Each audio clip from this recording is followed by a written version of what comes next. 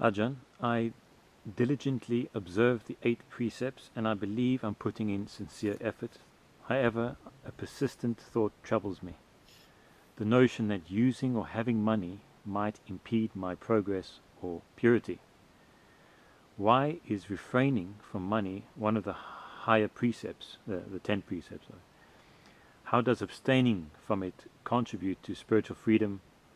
What's inherently wrong with money? Because as long as I use it for good and refrain from harmful actions.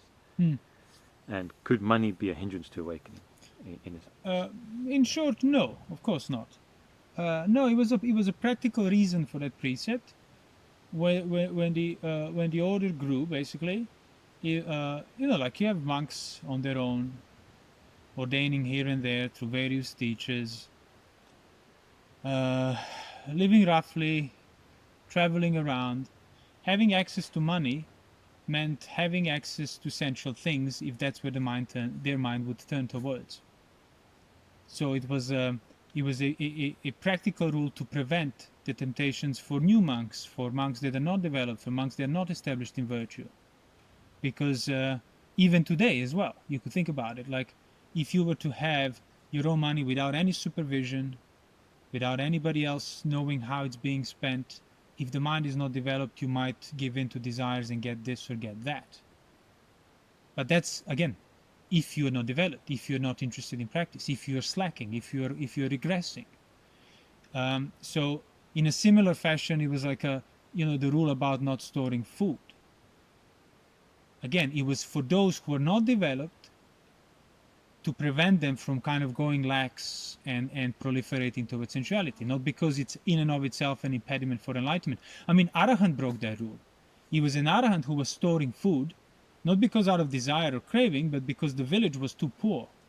And they would still feed him, but he felt bad for taking food every day because they don't have enough for themselves. So if he had a leftover, he would put it aside to eat next day so he doesn't take it from them. But then the Buddha said, no, it's an offense, you got to convey, because, again, from a practical standpoint of managing the order of monks, it could give rise that allowance to, like many monks, they were not arahants, they are not developed, could basically, because of that, start slacking and so on. So the money was the same. He said, who has access to money has access to the 5 codes of sensuality. And, back in the day, like you could have engaged with those things without anybody ever knowing, because there were so many different samanas, different brahmins, different types. Somebody had money, somebody not. Nobody would have batted an eyelid, so to speak. So the Buddha made that rule just to prevent those who are not developed, who are still in training, to kind of fall into that trap. So basically it applies to the monks. So if you have withdrawn yourself from everything else, given up the household life, having that kind of direct, unchecked access to money can become the impediment there and then. But if you're a householder, keeping the precepts, 8 precepts, great, practicing within that, again, if you keep the precepts, no amount of money can become an obstacle for you unless you break the precepts through money. Unless you start, or sense restraint. If you are well restrained, restraining your senses, restraining your craving, again, no amount of gold or money can make you lose that perspective. But as I said, as if you are like from the standpoint of managing an order, if something like that happens, you have to look at the bigger picture and then say, no, because again, for most of these new monks or something, it could result in issues. So let's just not even go there. But this is not that, it's not the same context. It's not the same starting point. What about that whole, if you have money, okay, you have access to sensual pleasures of all kinds, but you also, or some people would have a sense of control, of safety. Of safety, yeah. Well, yeah, but see, that's money just reveals that. I was gonna say that next. So if that person who asked the question, I don't know if they're a monk or a layman, basically. If they're a monk, a layperson. Presumably a layperson, yeah. So money would not be an obstacle for arahantship. Being a householder would be an obstacle for arahantship. But again, if you're not even a sotapanna or anagami from that point of view, I wouldn't worry about last obstacle for arahantship. Develop everything else that you can, as opposed to now taking too much and not even doing the first step properly. And that's the reason why, as I said, money would reveal that sense of control that's inherently bound with a household life.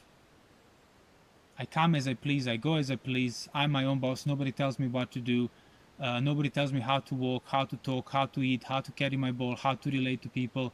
I can just do what I want because I'm an individual, I have my own place, my own apartment, my own house, I'm my own boss.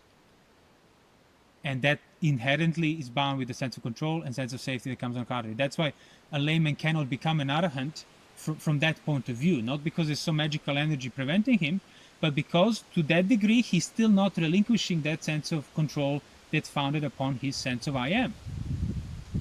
So it's not like I need to magically put the robes on in order to become an arahant then. No, I need to relinquish the household life regardless of what I wear. I need to relinquish that fundamental control that I've been living through my whole life. And that's really the issue there, not the money.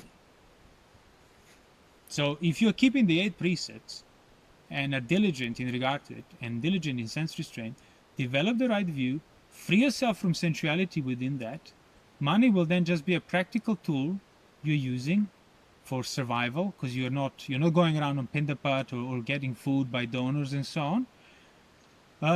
And then, like, if you want to really become an arahant and you don't have anybody depending on you in your life, they would die if you leave and so on, how it was back in the suttas, then go for it, ordain and give up the money as well, and there you go. But now it's like worrying about what type of cart do I have when you haven't even found a horse. So it's one step at a time.